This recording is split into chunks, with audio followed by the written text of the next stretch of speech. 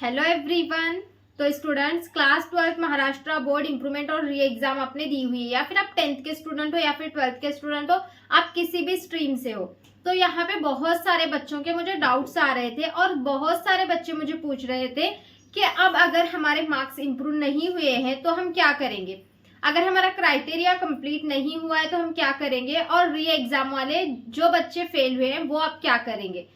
तो बहुत सारे बच्चों का ये डाउट आ रहा था कि क्या मैम अक्टूबर में एग्जाम होती है वापस से।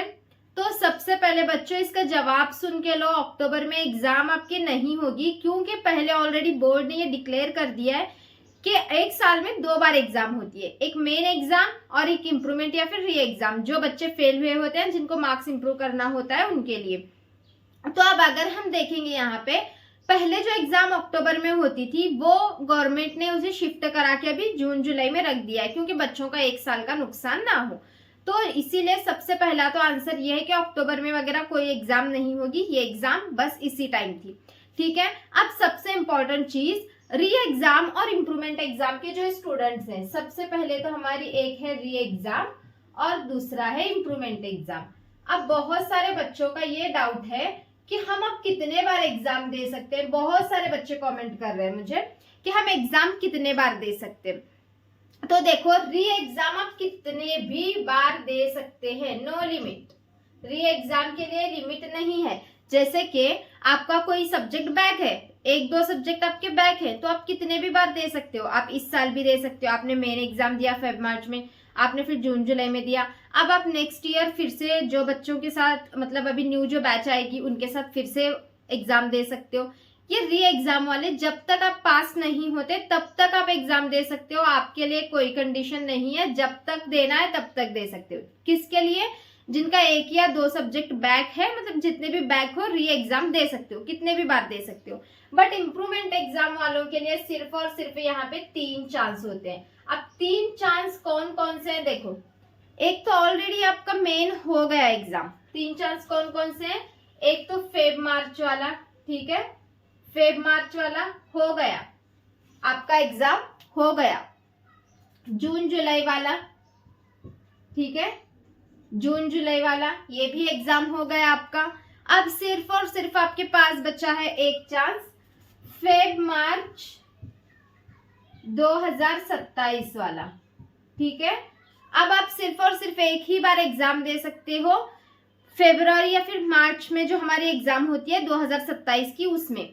अदरवाइज आपके जो भी मार्क्स आए हुए हैं आपको उसको लेके बैठना पड़ेगा, फिर यहाँ पे आपके पास दूसरा कोई भी ऑप्शन नहीं है। इसीलिए बहुत सारे बच्चों का और एक डाउट क्या आ रहा था कि 2027 में हम फेब मार्च में एग्जाम देंगे, क्या हम जून जुलाई में भी एग्जाम दे सकते हैं, फिर वापस जून जुलाई 2027 में क्या हम एग्जाम दे सकते हैं? तो नहीं, आप नहीं दे सकते। आपके पास 3 ही चांस होते हैं इम्प्रूवमेंट वाले, एक तो फेब मार्च का जो हो गया, जून जुलाई का ये भी हो गया, और आने वाला फरवरी मार्च, इसमें आपके पास ये इतने ही चांस हैं। नेक्स्ट जून जुलाई में आप एग्जाम नहीं दे सकते, आपके जो भी मार्क्स हैं उसको आपको एक्सेप्ट करना पड़ेगा, ठीक है। अब सबसे इंपॉर्टेंट चीज, री एग्जाम और इम्प्रूवमेंट एग्जाम वालों का डाउट क्या रहता है, क्या अब हम 2027 में एग्जाम देने वाले हैं, तो हम अब क्या करेंगे कि हमारा जो एडमिशन है वो अब अगर हम एडमिशन लेके नेक्स्ट ईयर का इम्प्रूवमेंट एग्जाम दे सकते हैं, री एग्जाम वाले क्या हमें प्रैक्टिकल देना पड़ेगा अगले साल? तो यस, इसके लिए मैं यहाँ पे बताती हूँ, जो भी आपका सब्जेक्ट है प्रैक्टिकल आपको देना पड़ेगा। इम्प्रूवमेंट एग्जाम और री एग्जाम दोनों के लिए प्रैक्टिकल आपको अगले साल, अब आप फरवरी मार्च में एग्जाम देने वाले हो, आपको प्रैक्टिकल हो या फिर ओरल हो, आपको फिर से फरवरी और मार्च में देना पड़ेगा। ओके, ये बात क्लियर है। अब बहुत सारे बच्चों का ये डाउट है कि क्या हम स्कूल या फिर कॉलेज चेंज कर सकते हैं। हाँ, आप चेंज कर सकते हो। अगर आपको अभी दूसरे कॉलेज में एडमिशन लेना है तो आप इस कॉलेज से टीसी निकाल के आपका दूसरे कॉलेज में आप एडमिशन ले सकते हो, और वहां पे नेक्स्ट ईयर 2027 का री एग्जाम या फिर इम्प्रूवमेंट एग्जाम आप दे सकते हो, और उसके लिए आपको एक्सटर्नल अप्लाई करना पड़ेगा, ठीक है। जो 17 नंबर का फॉर्म होता है ना एक्सटर्नल, वो प्रोसेस से आप अप्लाई कर सकते हो।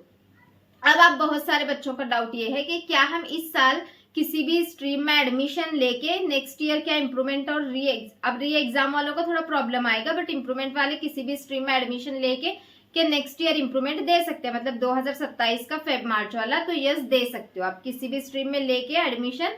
आप 17 नंबर का एक्सटर्नल फॉर्म भर के कॉलेज वालों से बात करके आप फिर नेक्स्ट ईयर 2027 में इंप्रूवमेंट या फिर इंप्रूवमेंट का एग्जाम दे सकते हो। और री एग्जाम वाले अब बैक है इसीलिए एडमिशन मिलना तो मुश्किल ही है, मतलब ना के बराबर ही चांसेस हैं, बट 10th के बेसिस पे वो किसी भी मतलब डिप्लोमा में वगैरह एडमिशन ले सकते हैं। 10th के बेसिस पे डिप्लोमा में वगैरह एडमिशन लेके हो सके तो आप फिर री एग्जाम 12th का आप क्लियर कर सकते हैं नेक्स्ट ईयर। ठीक है स्टूडेंट्स, ये बहुत सारे बच्चों के डाउट्स थे और प्रैक्टिकल्स को लेके मेनली तो डाउट थे कि क्या नेक्स्ट ईयर प्रैक्टिकल वगैरह फिर से देना पड़ेगा, तो यस देना पड़ेगा, और इंप्रूवमेंट वालों को ऑल सब्जेक्ट देना पड़ेगा। ठीक है, जिस तरीके से इस बार जून जुलाई में आपने दिया है उसी तरीके से आपको फेब मार्च में फिर से ऑल सब्जेक्ट का आपको देना पड़ेगा, ओरल, प्रैक्टिकल और एग्जाम। ओके, तो और कुछ भी आपका डाउट होगा बच्चों तो आप मुझे कमेंट सेक्शन में इसी वीडियो के नीचे पूछ लेना, बाकी दूसरे वीडियो के नीचे मत पूछो क्योंकि वो अब वीडियोस नीचे जा चुके हैं।